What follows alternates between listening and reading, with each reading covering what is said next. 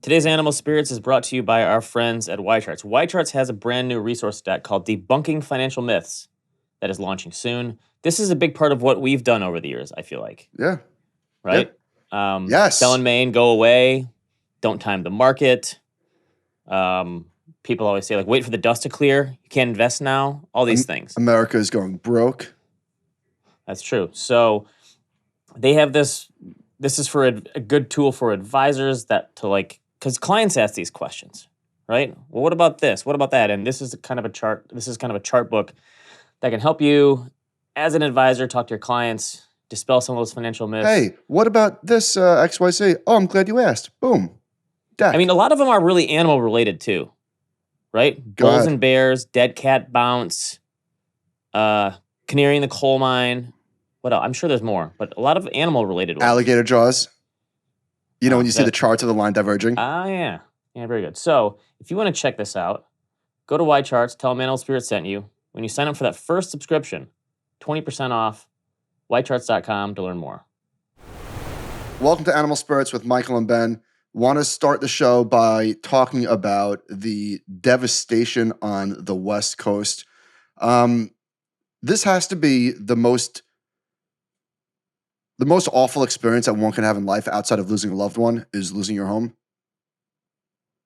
Yeah, I can't even imagine what it's been like to live there. We have an office in LA, so we have people on the ground who live there, and they've been sharing their experience. We've talked to clients. We know people who have lost their homes, and I don't know where you start to pick up the mess. And the devastation is so big here. I don't know how you start over in some of these places. When you see the pictures, it looks like a nuclear bomb went off in some of them, with the houses just all completely gone. And I wouldn't know where to begin. You're right. This is one of the things we talk about, like housing as an investment and the return you're going to get out of all these things. But like the psychic income you have from a home, it's your life. Yeah, it is. Everything is tied into your home. So yeah, they say this has the potential to be, at least collectively, the costliest wildfire disaster in American history, said climate scientist from UCLA. The Wall Street Journal had this piece that kind of got into the home thing, and they talked about how so many people there, their whole entire, not only life is in their home, but their financial assets. They were saying that they interviewed all these people, and this one guy said, he's 63 years old, he says, it was our retirement, it was our investment, it was our equity, it was our everything. And he was basically saying, like, this was our nest egg.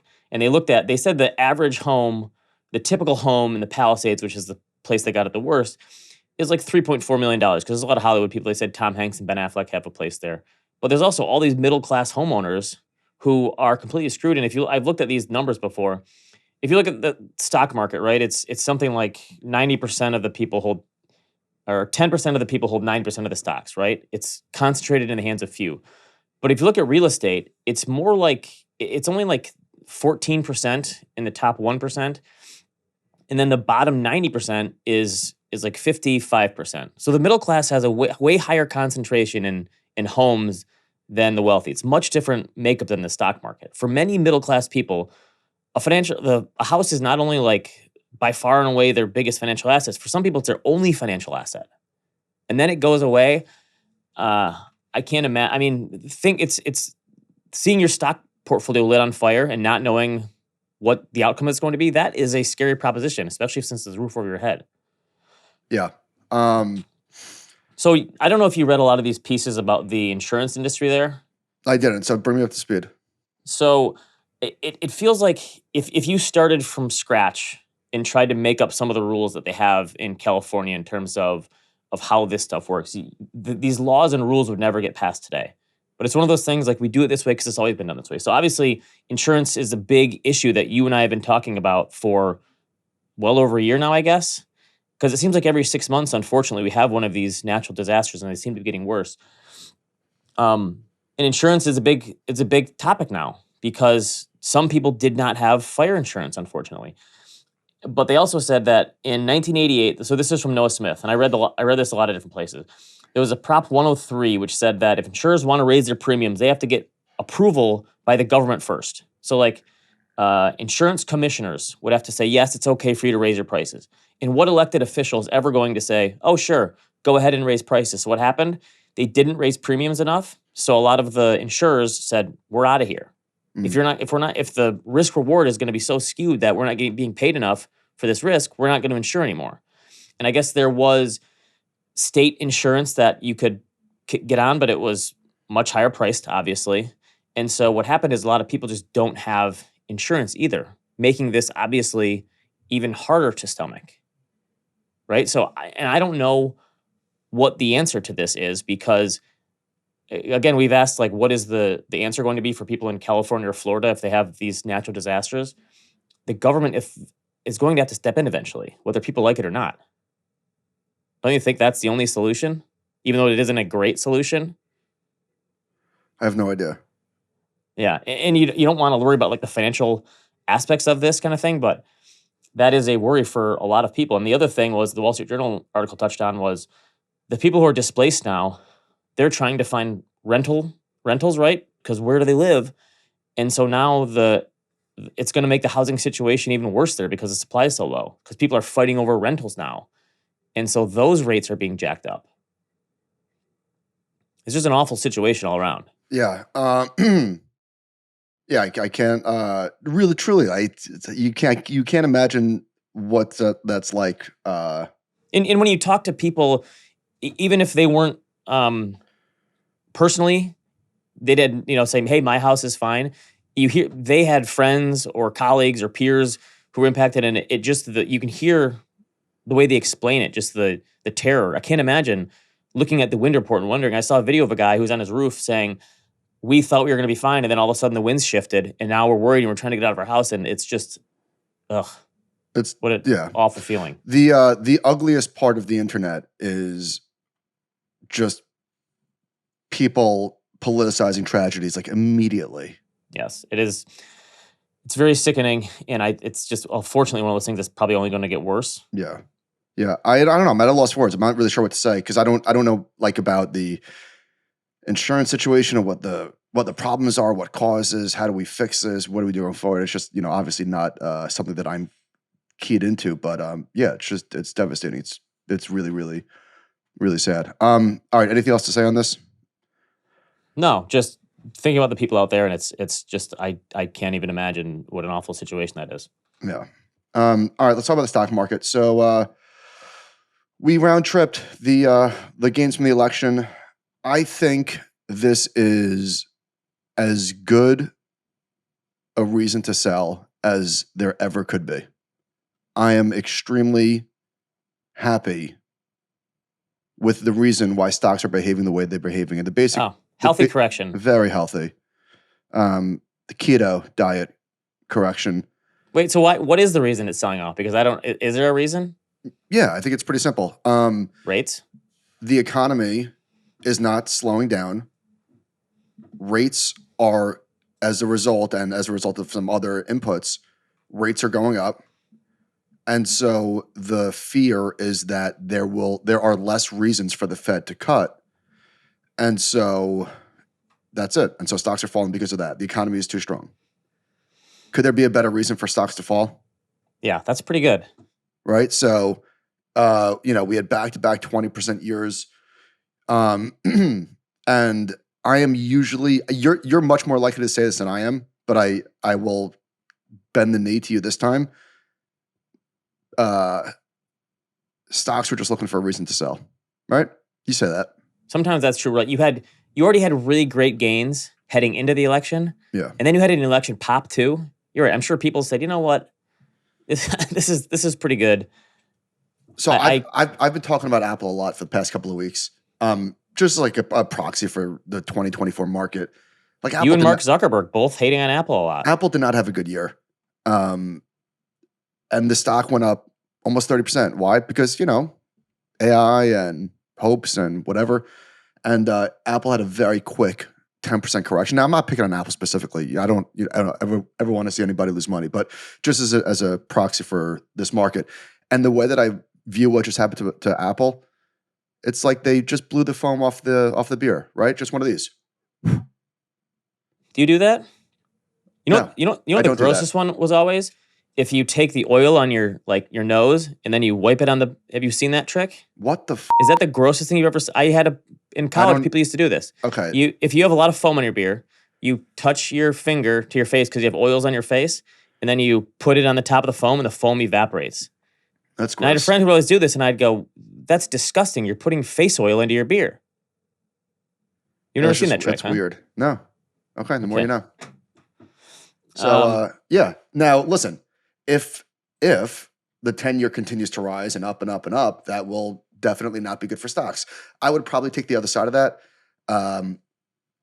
It does seem very one-sided consensus on where the dollar is going, on where rates are going. Don't you think that at this juncture, not always, the cure for high rates are high rates? It's kind of like the cure for high commodity prices or high commodity prices. Don't you think the cure for high rates is going to be high rates, and the fact that they're eventually going to, either they're going to slow something down, or the economy is going to be so strong that it's not going to matter very much. So it seems like both outcomes are pretty good, unless rates get high enough where they really cause people to retrench, and I don't think we're quite there yet. Yeah, I agree. So Matthew Klein had a piece on why are yields rising, and he said it's you don't have to look very far. It's just people were too pessimistic on economic growth, and now that trade is unwinding. And I think that's pretty fair, and that people have been very pessimistic for the last 2.5, 3 years, or overly pessimistic. I don't know if I buy that. I bought that when Warren Pies put it out there. Like the first part of the move was just in the unwind, but it keeps going. It keeps moving. The move keeps moving. Like how much unwinding is there to be done? So it's kind of gets back to the point of what should rates be given the state of the economy? And if you look at a 1990s, 2000s kind of thing, if the 10 years at 4 to 5%, shouldn't these other rates be? Mortgage rates maybe should be 6 or 7%. If real GDP growth is going to be 3.5%, maybe they should be this high. And maybe this is the market realizing this. Even if it feels painful to us because we got way used to lower borrowing rates for a long time. So Torsten Slok has a post, a chart on the 10-year yield before and after the first Fed cut. And he looks at the average of all cutting cycles and today. And it's just, it's unusual because normally the Fed isn't easing with an economy this strong. Right. The other thing is, it just happened to line up perfectly with when the Fed started cutting. So if you're a person who makes nice looking charts, this is just like Chart Kid Matt has, right when the Fed started cutting, rates started going up. Yeah. It's almost like it was like a perfect handoff. But what's interesting though is this chart is from John Arthurs at Bloomberg showing global 10-year yields all across the world. And it's not just in the US. Like our rates are a little bit higher than around the world, but there's strength in 10-year government bonds all over the world, which is interesting. Although if you look at the 10-year though, the trend is up. But look at how many up, down, up, down. It seems like every time this happens, we try to shift the narrative. My whole thinking is, at some point, people are going to look back and go, gosh, those 5% yields on treasuries were so juicy. What were we thinking?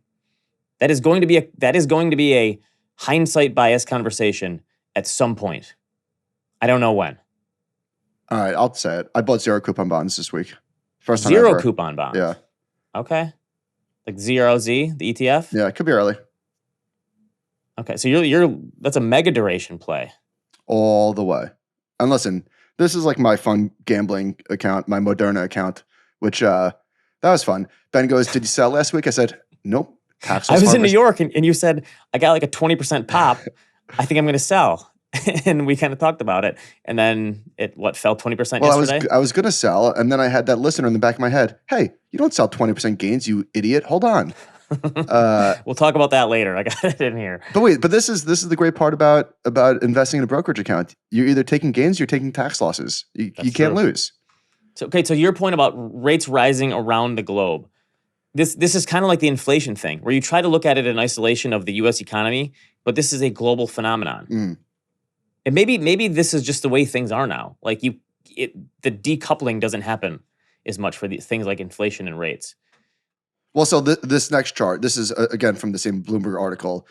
We're looking at since the September jumbo cut, rate cut hopes have evaporated.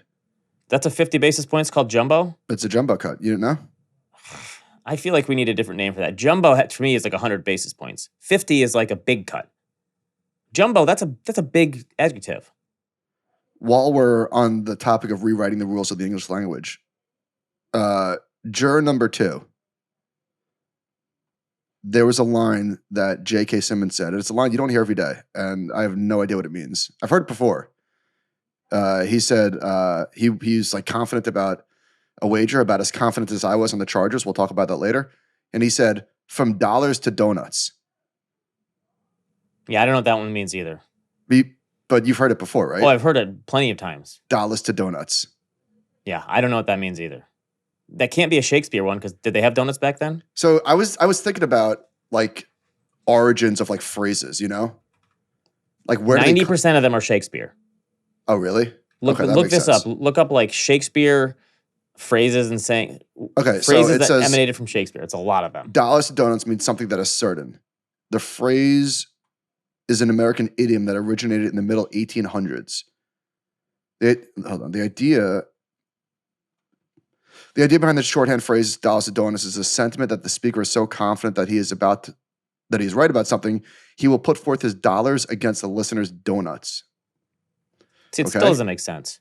It still doesn't make sense.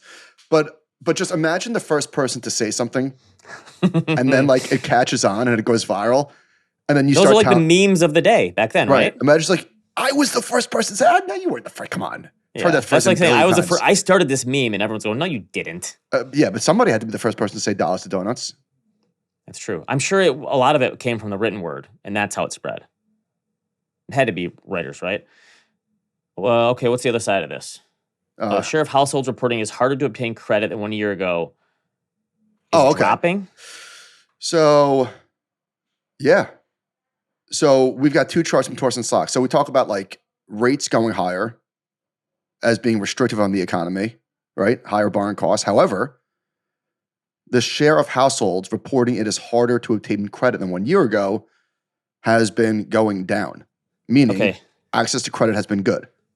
Since we're on the Torsten Slok thing, I've got a take here, and I feel like every negative worry about the economy for the past 2.5 years has been a nitpick.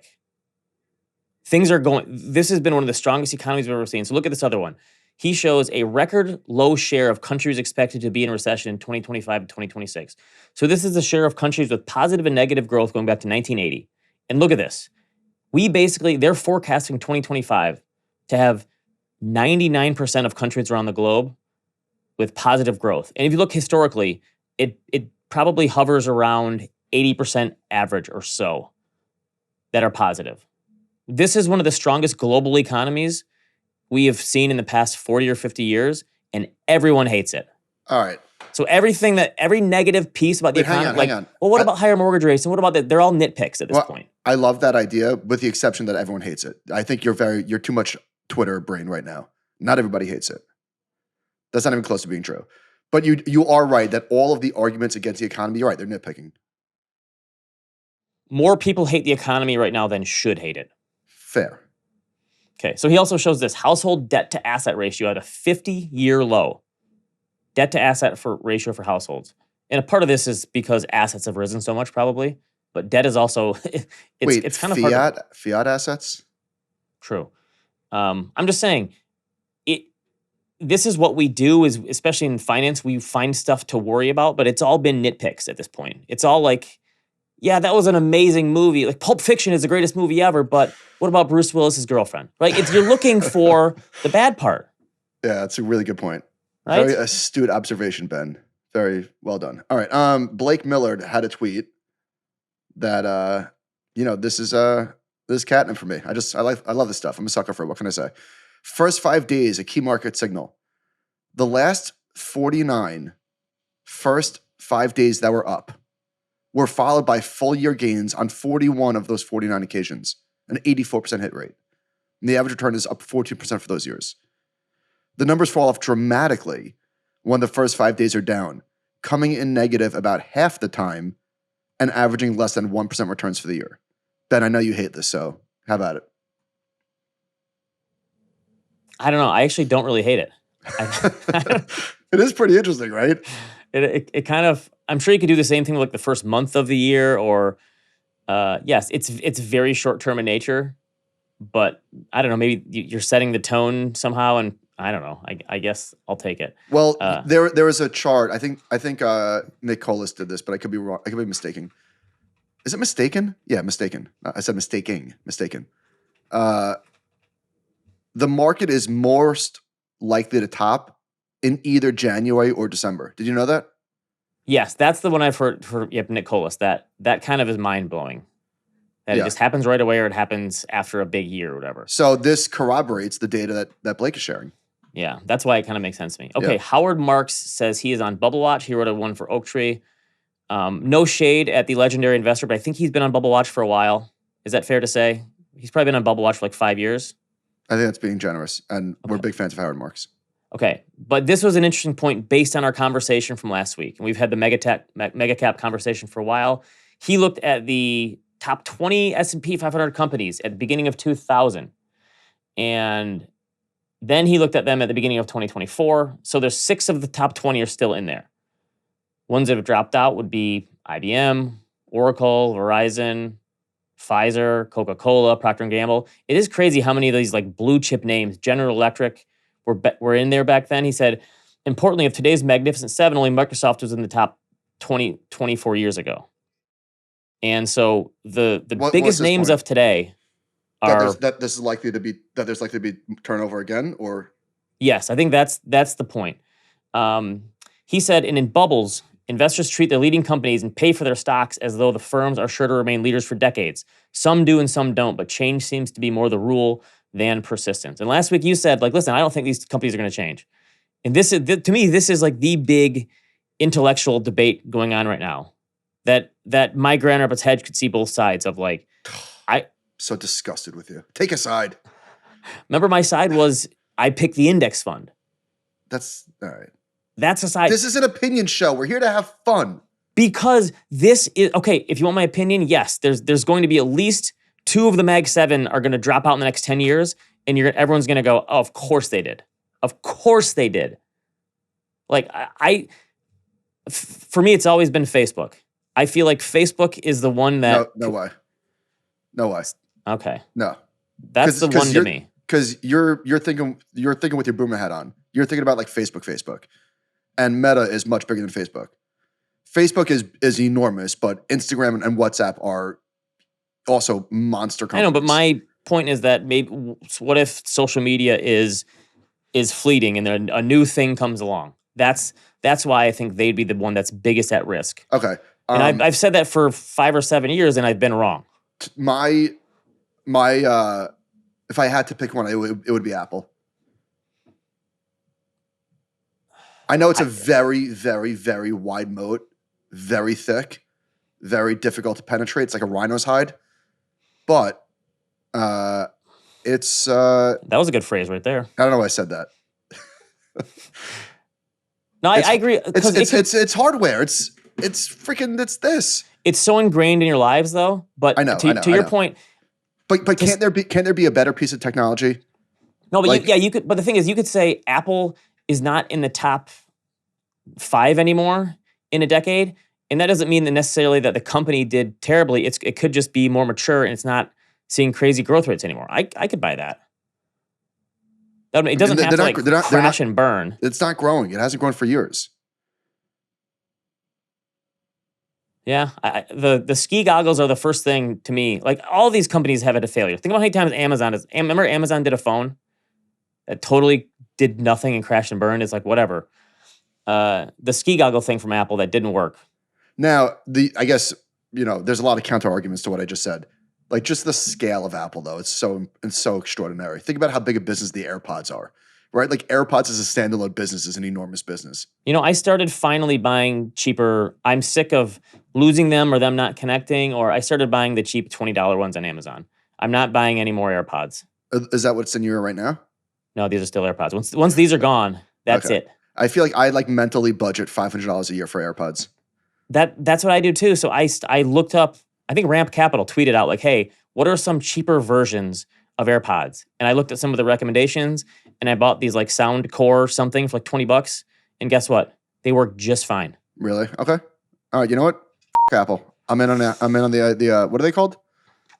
I'll send you them. Soundcore, I don't know. Soundcore. Okay. Okay, so last week, it was just perfect chef's kiss timing. We had an email from a listener who as a college professor, he's DM'd me a bunch of times. And he said, listen, I'm one of the ones who got NVIDIA early. And he says Great he's guy. lucky, but he also, really nice guy. And he said, listen, I also bought these quantum computing stocks. Which, Didn't we talk about this last week on the show? yes. So the timing of it is perfect. So he emailed us and he said, what do I do? I bought these at like 90 cents and $1. So we got in them early. Mm. And the ones he bought were Rigetti and what's the other one? D-Wave Quantum. I don't know. So these companies got as high as like, looks like $10 and almost 20. And the day after we were at that thing, and you and I said, we don't know, but is it really going to be the next NVIDIA? Hard to say. The day after we did that, Jensen Wang from NVIDIA said, if you kind of said 15 years for very useful quantum computers, that'd probably be on the early side. If you said 30, it's probably on the late side. But if you pick 20, I think a whole bunch of us would believe it. Basically saying we're 20 years out on quantum computing. Sorry. Yeah, the stocks got cut in half on the And day. these companies, since last Tuesday, are down 55 and 60%. Yeah. Like that. It's just kind of crazy that we got that email and a day later, these things got massacred. So somebody emailed us with a really good point. It's like, listen, if you're trying to think through selling big winners, the answer is come up with a plan, say, I'm going to sell X% a year or X% a quarter or a month, and you just stick to it. And this way, you'll sell some when they're high, you'll sell some when they're low. And I think that's really good advice when you're thinking about, hey, I've owned Microsoft for 25 years, right? I have these gigantic gains and it's a relatively stable company. It's not going to go down 50% in a day. The question about when to sell these stocks is a completely different question altogether.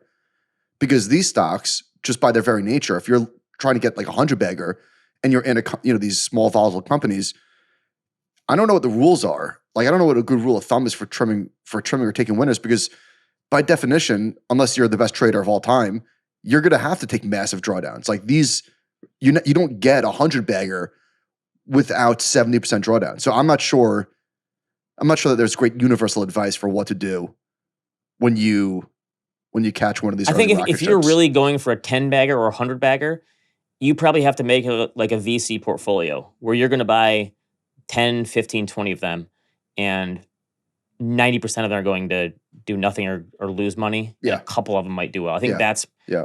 Well, if you're going for a 100-bagger and a concentrated portfolio, good luck. I think we heard from somebody in the NVIDIA story, or maybe it was in the story itself, like their strategy was to do just what you said. Right. And you just got to hold on. Yeah.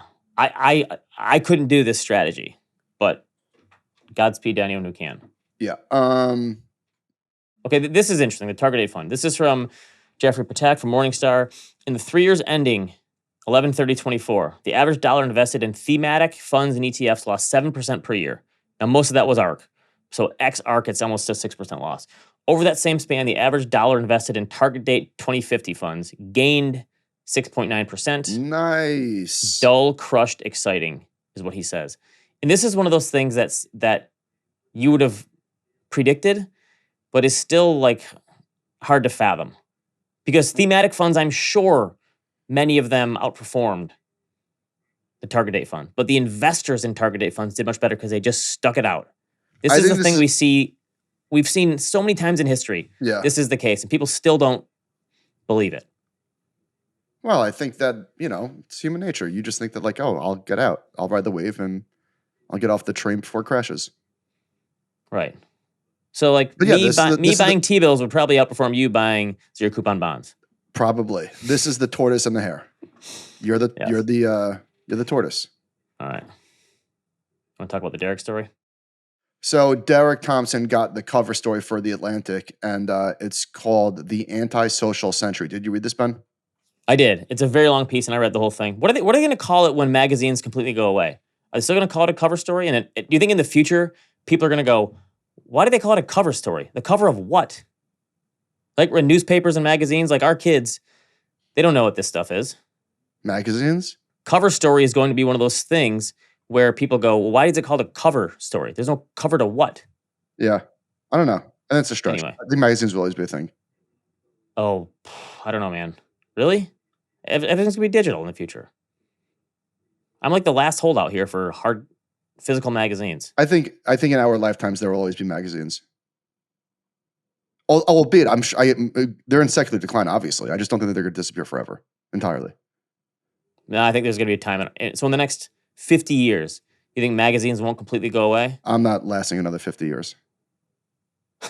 Okay. So you are middle-aged. I saw a tweet yesterday. Don't be a menace. Do you remember Don't Be a Menace? Oh, yeah. So Don't Be a Menace, I was a bit young with this. When I was too young to see this when I saw it. It came out, so I was 11 years old. I had a friend who this was like his favorite movie. Like he watched it all the time. Yeah, me. I was that kid. Was you? Okay. So I was 11 when this came out. Wildly inappropriate for an 11-year-old. I would say this is probably like, you probably should have been like closer to 14. It was 15. a spoof of a lot of the gangster movies in the 1990s. Anyway, so I was 11 when this came out, and this movie came out 29 years ago. It was a Wayans Brothers movie. 29 years ago. Right. I just still remember the part where he tops out with like a nuclear bomb out of his Do car. we have... Great. Okay, so back to Derek's story. So he says it's the antisocial century, a few stats and figures. This one's interesting. 74% of all restaurant traffic came from off-premise customers in 2023. That is takeout and delivery, up from 61% before COVID. Saying people aren't going into restaurants as much. It's like taking out, go eating at home. He also said adults spent in 2022 99 minutes at home on any given day more than compared with 2003. So we're spending a little over an hour and a half more at home than we did in the past. And he goes to all these stats. We're watching more TV. Wait, just go through all these stats. Just go through all these stats. Okay, what else do you want? Well, you did the first one? Yeah. All right. The share of U.S. adults having dinner or drinks with friends on any given night has declined by more than 30% in the past 20 years. That's a lot. Solo dining has increased by 29% in the past 2 years. The number one reason is the need for more me time. Television. So in 1970, just 6% of sixth graders had a TV set in their bedroom. And in 1999, that proportion had grown to 77%. As a parent, my wife and I have already talked about this. My daughter's asked, can I have a TV in my bedroom? My answer is no. No. Nope, not in the bedroom. My answer is no. no. Which is funny because, they're going to have iPads, so it's not going to matter. But but not in the bedroom, right? You have to at least be by us. You're not going to go watch TV. Did I have a TV in my bedroom? I feel fairly strongly about this. Although, let's be honest, I don't really care, but I kind of care. I did not grow up with a TV in my bedroom. I think maybe in high school I got one, but I think it was more for video games. I didn't actually watch TV in there. I don't know why I'm like so judgmental about this. Like, what's the big deal, I guess? But I don't know. I just think that I like TV being a communal thing. Like we make our kids like, no, we're watching a movie together tonight. We're all doing. So anyway, the point of Derek's post is just that, like, especially the one that gets to me is like the less social teens. The percentage of 12th graders going out with friends 2 or more times a week has gone from 80% or so in 1980 to 50 or 60% now. So the whole loneliness thing, and he looks at the other side of it, and he did a podcast on this too, which I think worth a listen, saying like we are more connected than ever, and there's more ways to talk to people. I remember I've mentioned this before, I did a summer in Europe for school. We had this program for school that would send us over to Vienna for 2 months. And I told my wife about this a couple weeks ago. Like, I maybe called my parents once a week and sent like one email. Other than that, like, I was off the grid to them. They had no idea where I was, what I was doing. And now, if you went to Europe, if you sent your 20-year-old to Europe, you'd be texting them all the time. You'd be calling them. You'd be in constant contact. So that piece of it is there's way more contact these days. But I think this whole loneliness epidemic is way, way, way more important for young people. This is a terrible thing for young people. I think once you get older and middle age, yeah, sure, it can mess with your mood a little bit. I don't mind being as alone in middle age. When you're young, you need this. This is why I think college is still so important. And the people who poo-poo college and say, no, we're going to have AI robots teaching our kids, they won't need to go to college. The socializing aspect of college is the most important part of it. And that's why I think college is still very important for young people. It forces you to interact with way more people and socialize more because living in a dorm room is not a great living situation. Yeah. So he has a chart in here showing the change in average minutes spent at home compared with 2003. And of course, this increased, 4x Astronomically, yeah. in the pandemic, but it hasn't really given a lot of it back. So Derek wrote that modern technology's always open window to the outside world makes recharging much harder, leaving many people chronically depleted, a walking battery that is always stuck in the red zone. In a healthy world, people who spend lots of time alone would feel that ancient biological cue. I'm alone and sad. I should make some plans. But we live in a sideways world where easy home entertainment, oversharing online, and stunted social skills spark a strangely popular response. I'm alone, anxious, and exhausted. Thank God my plans were canceled. I get that. And think about when you go out to hang out with people and then they are on their phone while you're hanging out. So it's like even the hangout time is not as much one-on-one anymore. I'm guilty of that, unfortunately, because it's just like habit. Everyone is. And this is why the 1990s really were better. I saw a piece last week saying like the 90s weren't as great as you think they were. And they went through all these statistics and stuff, but like, come on. My retort to that was, no, the 90s were better because as someone who lived through both of those time periods, I can tell you the 90s really were better because it just Don't wasn't be menace. it just wasn't as exhausting as it is. Being online all the time is exhausting. And I think we are going to, as much as great as it's been, we're going to look back someday and say social media was bad for humanity on net. Like I think it's been a horrible, horrible thing for us. Oh my God. I have no doubt. Yeah. I don't even know if that's controversial. Now, it is what it is. It is, right? So there's no going back. And it's definitely, listen, it's definitely not all bad. I'm not saying that. I don't think Derek's saying that. There's obviously amazing aspects of it, connecting to others. There's a lot of good, but there's a lot of disgusting bad stuff. I got stuck on the For You tab over the weekend. My kids were at the Knick game, and I just like fell into it, and it was just like, I just looked up after 45 minutes. My eyes were burning. I'm like, what did I just do? You feel gross about yourself, right? Yeah. You can't. Yeah, the algorithms are going to take us over. Here's my one take on this financially about people spending more time at home. This is just going to, so the remote work thing and people wanting to spend more time at home, having takeout as opposed to going to restaurants.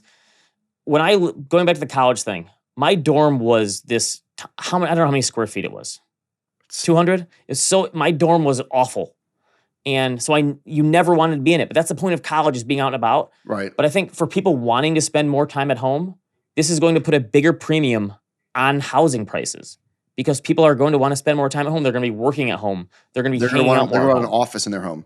Yes. So this is one of the reasons. A couple mud rooms.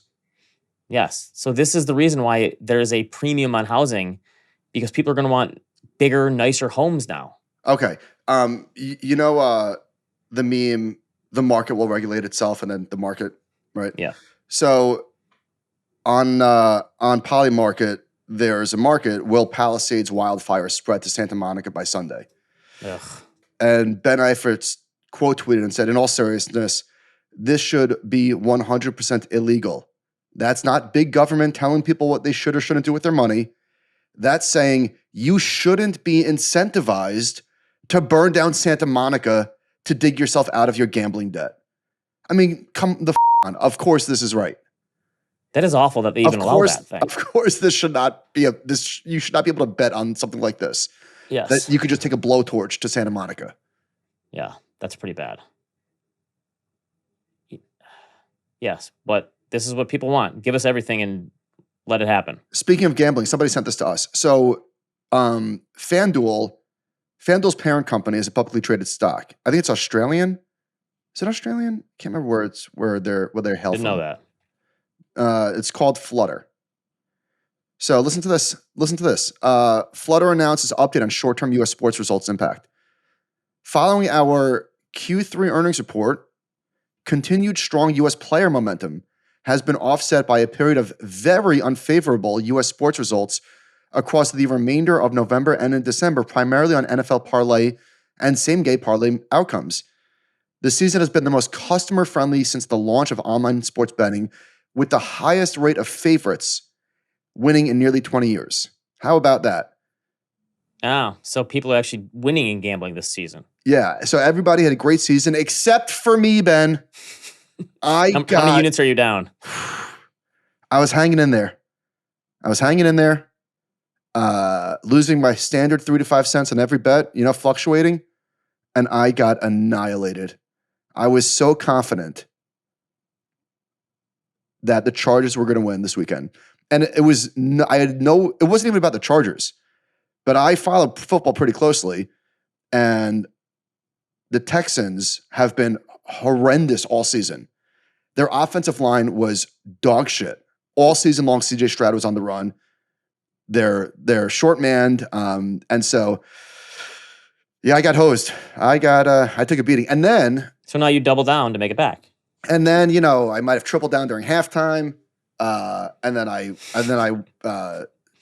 chased my losses, and I was really felt pretty good about the Buccaneers. And then Baker fumbled the handoff, and so yeah, it was a rough weekend. But hey, that's gambling. Hey, here's another thing.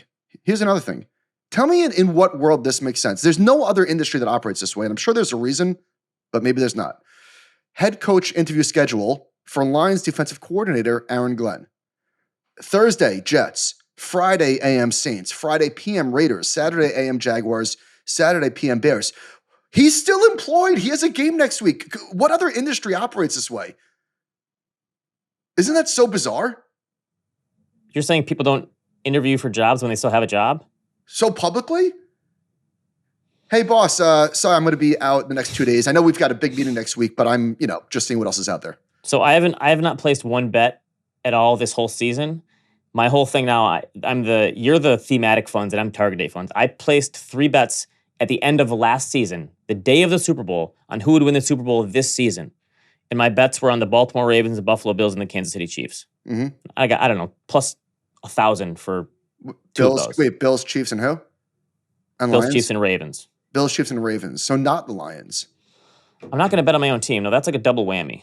Okay. You don't bet on your own team. So am I going to bet this weekend? I think, unfortunately, we all know the answer to that. So that was in my parlay. Betting more. But now I'm all shook. My confidence is completely rattled. I feel like whatever it is, I'm going to lose. But hey, that's life, right? You win some, you lose some. You win some, you lose more. All right. Survey of the week from Michael McDonald of Bloomberg. Wait, Michael McDonough. Did you call Michael McDonald? Yeah, he's the yacht rock guy, right? Right. Yeah, McDonough. He says, this is still the most striking chart in economics and politics, the complete flip in one-year inflation expectations among Democrats versus Republicans after the election. So they just updated January 25 data. So Democrats shoots up and now think inflation is going to be higher. Republicans shoots way lower and now thinks inflation is going to be, it's kind of funny. Republican inflation estimates are at 0. I guess the good thing is that the independent in the middle is actually it's pretty much an average of these two. But the way I look at this is it's kind of like the vibe shift after Christmas. Leading up to Christmas, you listen to Christmas music and you're in the spirit and you have all the decorations. And then the day after Christmas, it's like, okay, we can't listen to Christmas music anymore. Take the decorations down. It's over. It's still snowing out, it's still beautiful in Michigan, but I can't have Christmas songs on anymore. It's that same vibe shift that you get. And I think you have to just use the independent line now. You can't use the Republican or Democrat views about the economy anymore. They're useless. Yeah. You can't even call them really a contrarian indicator because it's not even contrarian. It's not an indicator. It's who did you vote for? Yes. Right. That's it. Now, but I do believe that there is some signal in this survey. So Kevin Gordon tweeted, as of December, the net percentage of small businesses expecting the economy to improve jumped to its highest since 2002. The 2-month change has only been seen one other time. So a massive, massive increase in optimism from small business. Yeah, but look at the last time it happened. When was that? 2016, on the election. This is also a political chart. Huh. It's the same thing. Republicans own small businesses, I think, is what it's saying. Okay. Well, anywho, but can't this be like influential?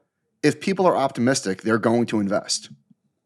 You would hope, yeah. I mean, one would hope. that's not a stretch. That's a pretty direct path from A to B. I'm I optimistic about the future of my business, therefore I'm going to invest in my business. I think we've gotten into a world where you just have to throw out what most people say and just watch what they do. Because it's not like companies haven't been investing for the last 2 years.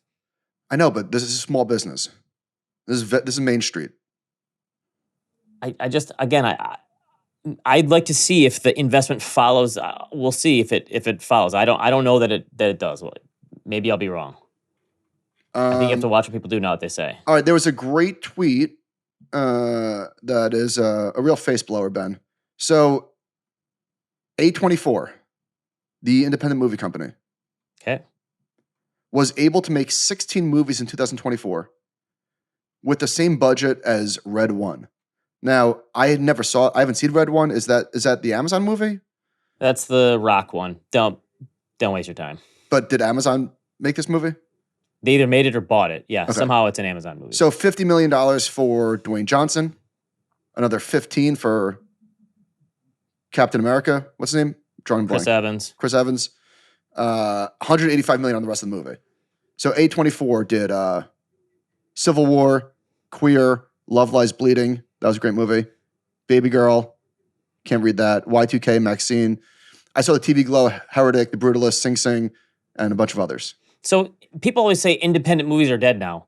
They still exist within A24. Wait, they're not dead. Who says that? They're not dead at all. They're very much alive. You haven't heard people bemoaning that for years, that like independent movies are gone. No. A24 and Neon are on fire. That's what I'm saying. We don't have as many of them, maybe, but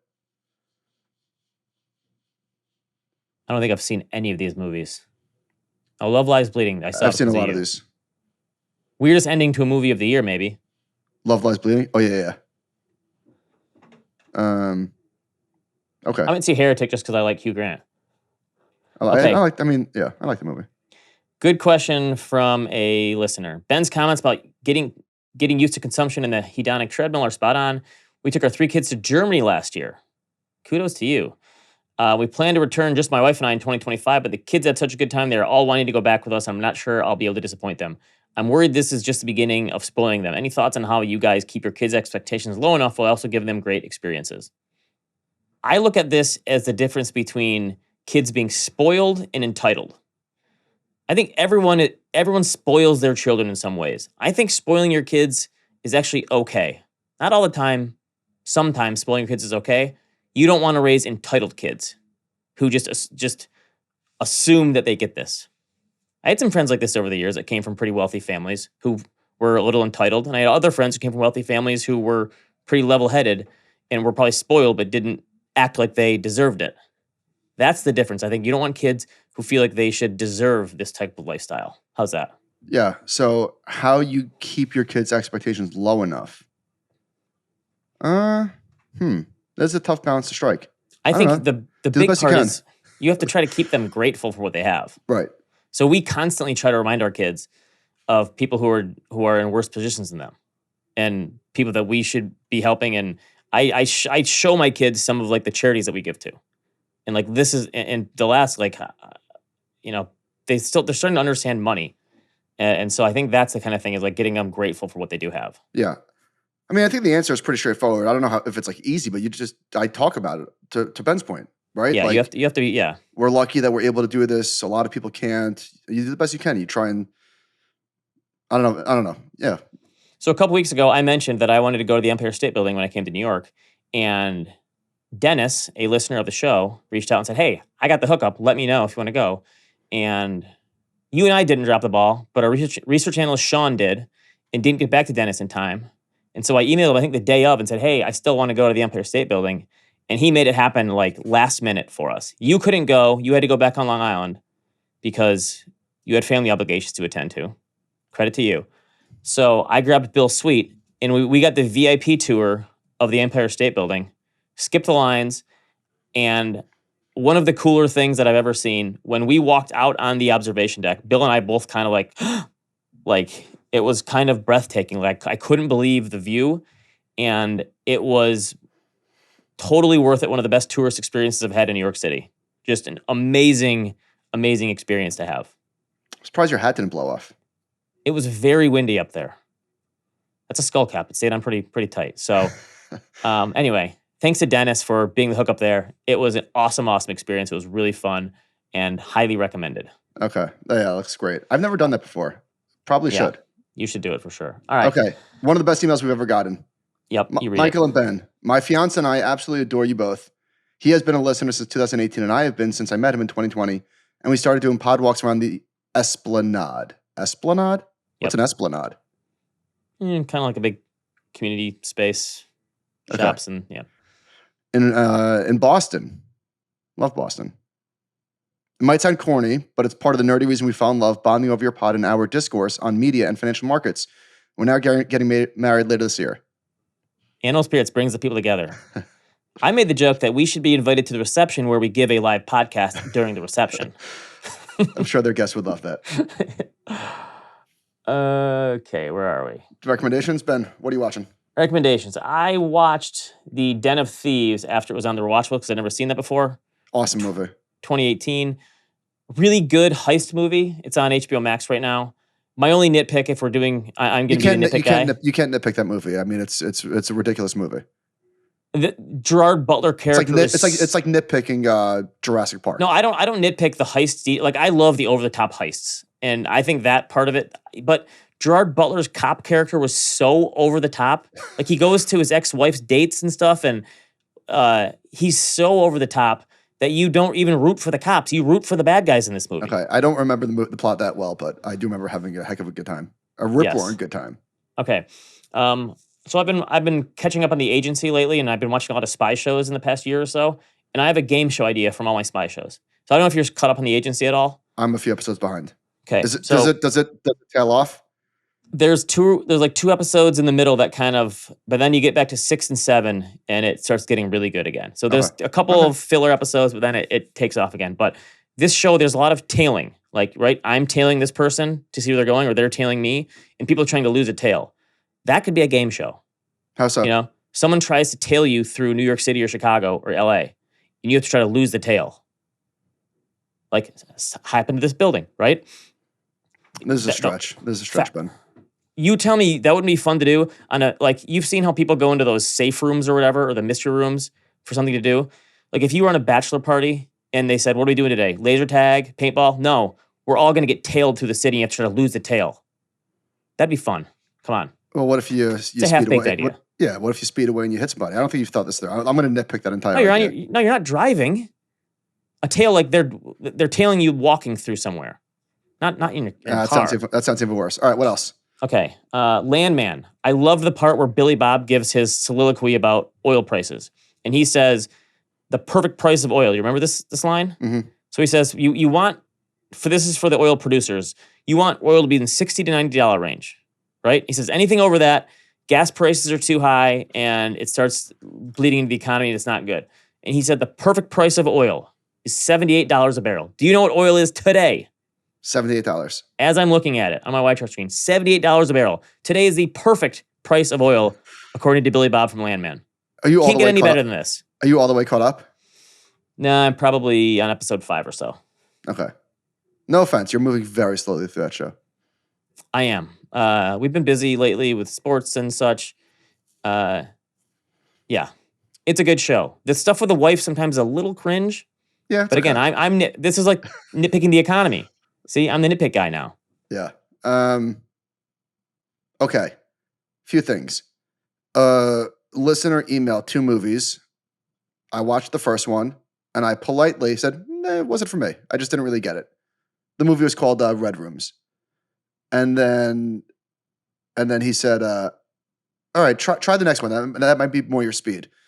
And the next one was Woman of the Hour. Anna Kendrick starred and directed it. And it was okay. And I was like, and he emailed me again. He's like, what did you think? I said, gave you that one. Woman of the Hour? Yeah, that's the game show one with the serial killer. Yeah, it was fine. It was like a B-, C+. It was okay. Right? It was better idea than a movie. Yeah, it was fine. It was whatever.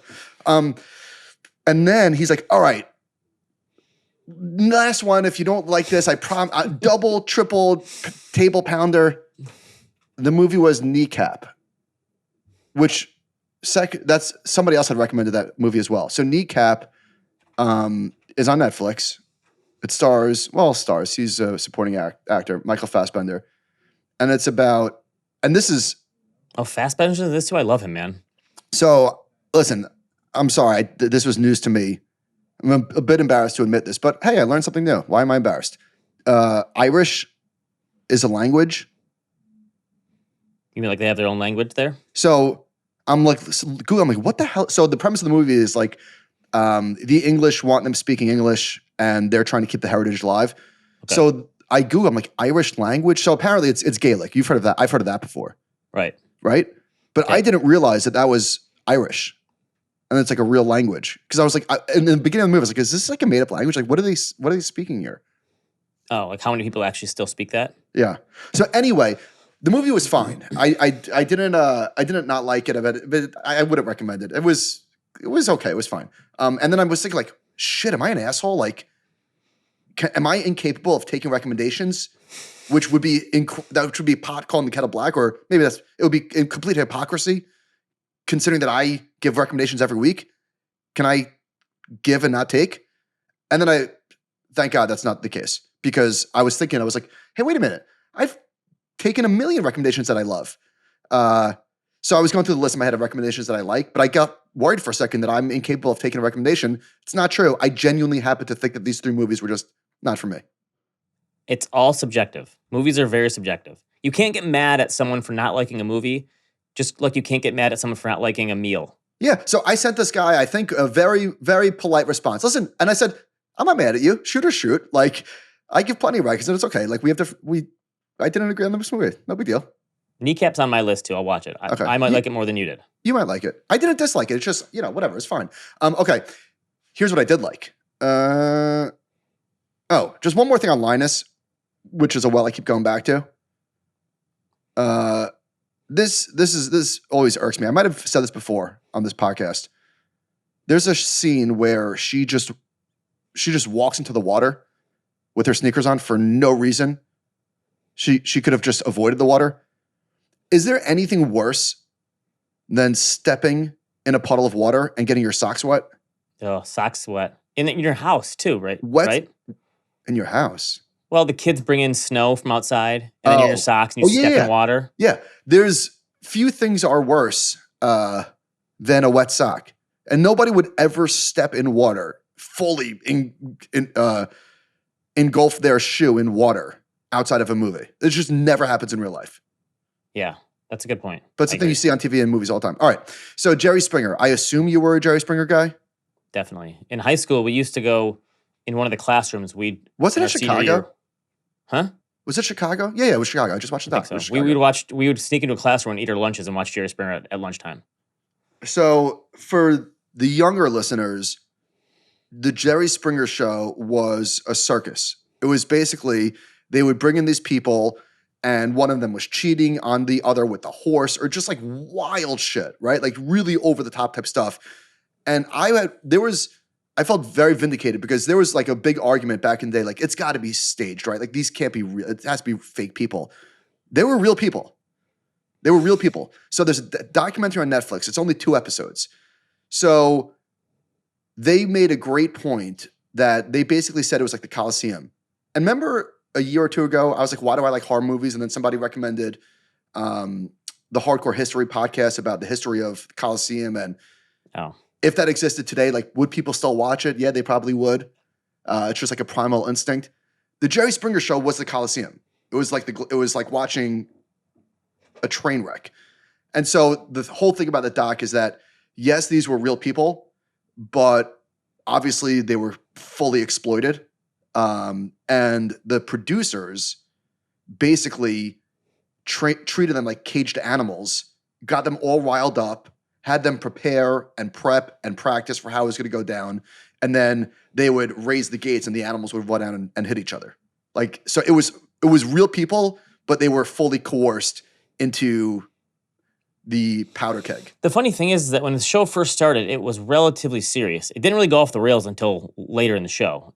Serious, but it wasn't quite so crazy at the beginning. So, but it was truly like a cultural. Oh yeah, a part of the culture. Steve, the guy who's his bodyguard, got his own show. Steve Wilkes, yeah, he had a spinoff. Yeah. So it's only 2 episodes. Man, it was dark, pretty dark, Jerry, pretty dark. Jerry. Yeah. Yeah. And then the message at the end of the show that he would end it with: "Take care of yourself and each other." Yes. He would So sit down it and was, have like it was a bunch yeah. of animals fighting and flinging poo at each other for 30 minutes, and then at the end of the show, he would sit down seriously and talking to the camera, and end it with Yeah. "Take What care did of we learn yourself today? and each other." Yeah, it And was he used just to be like the mayor of Cincinnati or something. it was so sick. Yeah. All right. We'll take a look. Anyway, all right, Ben. We back in the swing of things? You back in your routine? Yes, I am. I was thrown off. I went from Christmas break right into New York last week, and now I'm back, cool, calm, and collected. Okay. Shaving the beard? It's a new year. It's a new me. Okay. Animal Spirits Pod. No. Nope. Dang it. Animal Spirits at thecompoundnews.com. I thought I had that fixed. We appreciate all the emails, all the feedback. Give us a review if you want. That'd be great. Oh, yeah. Subscribe to The Compound. See you next time.